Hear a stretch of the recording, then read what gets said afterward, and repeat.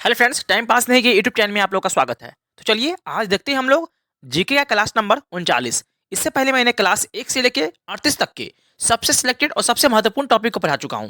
अगर वो नहीं देखे हैं तब जाइए मेरे चैनल की प्लेलिस्ट को चेक कीजिए। मेरे चैनल की प्लेलिस्ट का नाम है बिहार एसएससी जीके 2025। उस नाम से आपको एक प्लेलिस्ट मिलेगा।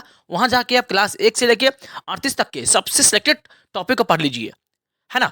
और अगर संपूर्ण जीके जीएस आपको पढ़ना है शुरू से लेके अंत तक, तो मेरे चैनल को सब्सक्राइब कर लीजिए। मैं अपने इस चैनल के माध्यम से आपको संपूर्ण जीके जीएस का कंप्लीट सिलेबस पढ़ाऊंगा, है ना। इसीलिए हमसे जुड़ जाइए और मेरे चैनल को सब्सक्राइब कर लीजिए। चलिए देखते हैं आज क्लास नंबर 39 यानी कि 39। देखेंगे आज हम इसमें भारत पर मुस्लिम का आक्रमण। ठीक है, भारत पर मुस्लिम का आक्रमण यानी कि भारत पर सबसे पहले कौन से मुस्लिम ने आक्रमण किया था। ठीक है, तो इसमें हम देखेंगे अरब आक्रमण और उसके बाद देखेंगे तुर्क आक्रमण। ठीक है, तो चलिए देखते हैं शुरू से। तो अरब आक्रमणकारी कौन थे? तो ये थे मोहम्मद बिन कासिम। और तुर्क आक्रमणकारी कौन थे? तो ये थे दो थे, एक मोहम्मद गजनवी और एक मोहम्मद गौरी। ये दोनों तुर्की के थे और ये कहाँ के थे? अरब के थे। ठीक है, चलिए आप समझते हैं आगे और देखते हैं। अब यहां देखते हैं भारत पर अरब का आक्रमण सबसे पहले कौन किए थे? आक्रमण अरब ने किया था। ठीक है, चलिए अब समझते आगे।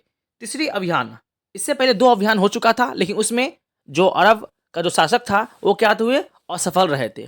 लेकिन जो तीसरा आक्रमण अभियान चला था 712 ईस्वी में मोहम्मद बिन कासिम के नेतृत्व में, वह क्या हुआ था? वह सफल आक्रमण हुआ था। ठीक है, आगे बढ़ते हैं। मोहम्मद बिन कासिम ने सिंध के शासक दाहिर को पराजित किया। दाहिर युद्ध करते हुए मारा गया था। ठीक है, मोहम्मद बिन कासिम ने दाहिर को क्या कर दिया? पराजित कर दिया। ठीक है, आप आगे देखिए।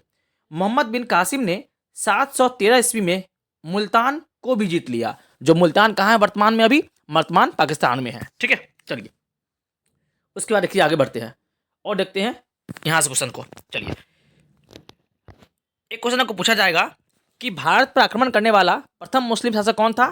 तो ये कौन था? तो ये था मोहम्मद बिन कासिम। देखिए यहां पर पहला सफल मुस्लिम आक्रमणकारी शासक कौन था? तो मोहम्मद बिन कासिम ही था। ठीक है, एक क्वेश्चन बहुत बार पूछा गया है एग्जाम में, इसलिए इसको स्किप नहीं कीजिएगा, जोर देखिएगा शुरू से अंत तक। चलिए अब हम देखते हैं जजिया कर सबसे पहले किसने लगाया था, और जजिया कर का सभी इतिहास हम देखते हैं इसमें। चलिए जजिया कर के बारे में देखते हैं प्रश्न।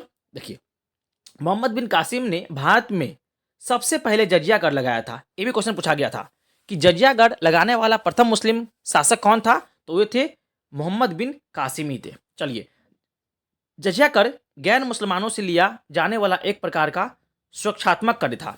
देखिए यानी कि जजिया कर मुसलमानों पर नहीं लगता था, मुसलमानों के अलावा हर एक कास्ट और हर एक धर्म के लोगों पर लगता था। ठीक है, मुसलमानों को छोड़कर। चलिए आगे बढ़ते हैं।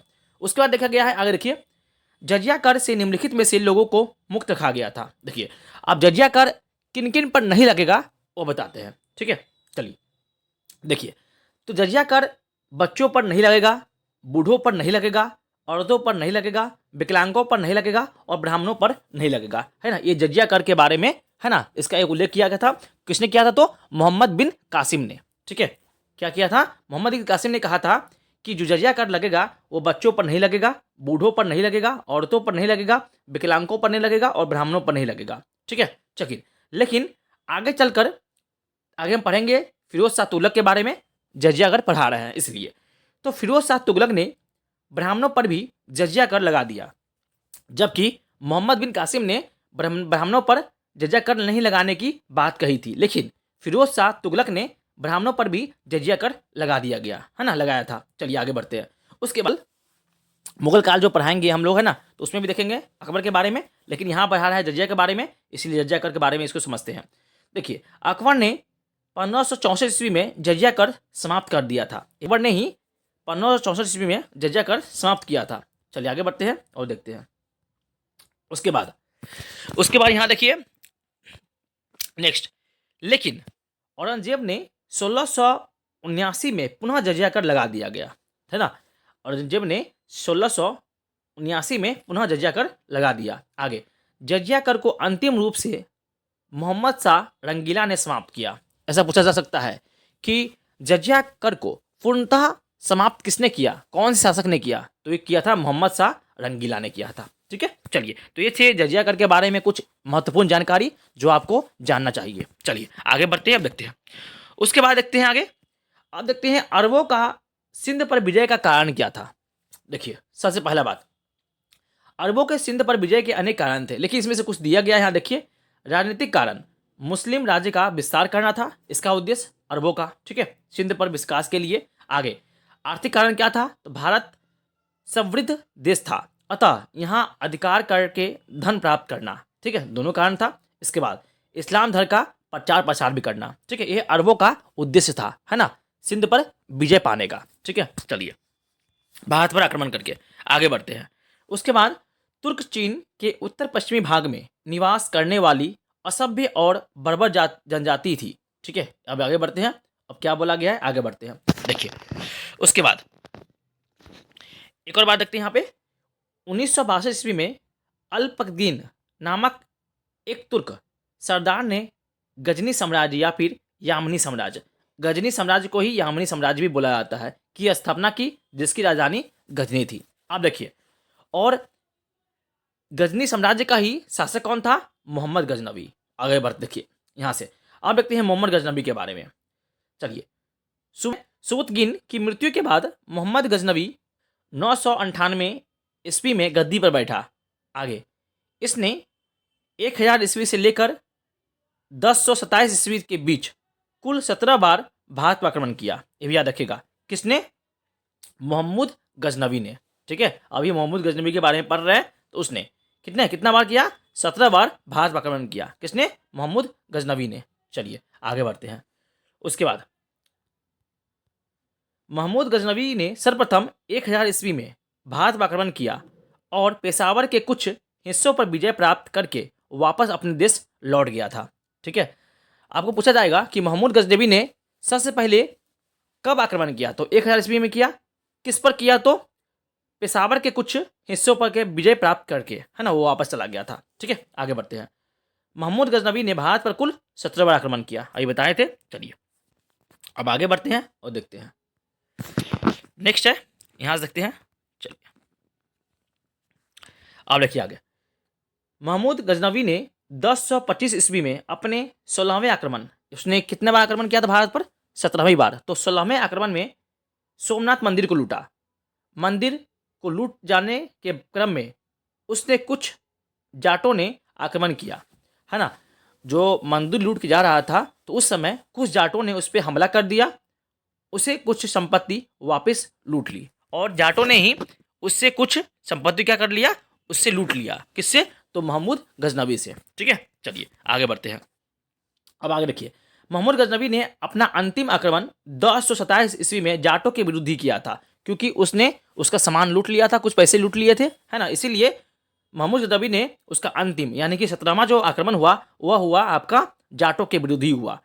और 1030 ईस्वी में मोहम्मद गजनवी की मौत हो गई। कितनी ईस्वी में, 1030 ईस्वी में मोहम्मद गजनवी की मृत्यु हो गई। आगे मोहम्मद गजनवी के साथ फिरदौसी, आगे बढ़ते रहते हैं, अल बरूनी तथा उत्बी जैसे इतिहासकार भी आए थे, ठीक है। किसके साथ आए थे, तो मोहम्मद गजनवी के साथ आए थे। कौन कौन, फिरदौसी आए थे, अल बरूनी आए थे, उत्बी आए थे, ठीक है। आगे देखते हैं।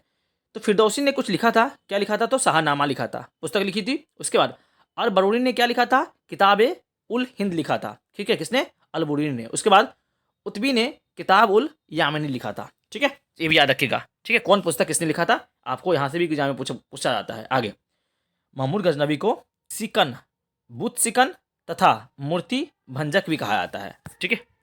चलिए आगे बढ़ते हैं और देखते हैं यहाँ से और क्वेश्चंस को।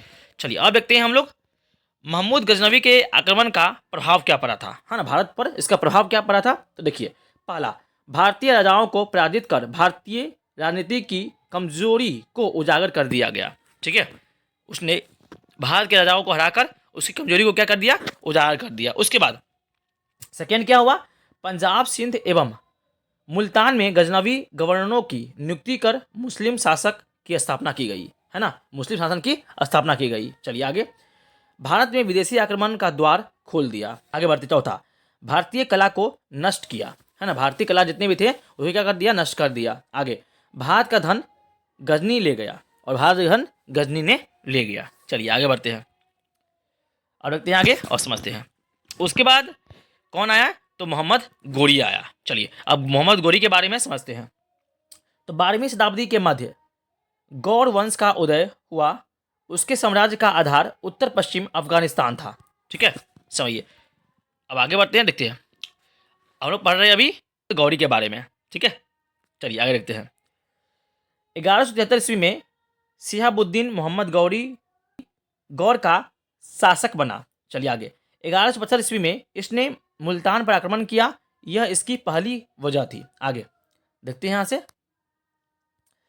उसके बाद 1178 ईस्वी में इसने राजस्थान पर आक्रमण किया, किंतु यहाँ के शासक भीम द्वितीय ने उसे बुरी तरह पराजित किया तथा यह तुर्क आक्रमणकारियों की पहली पराजय थी। हाँ, हुई थी तो 1178 ईस्वी में हुई थी। आगे बढ़ते हुए देखते हैं।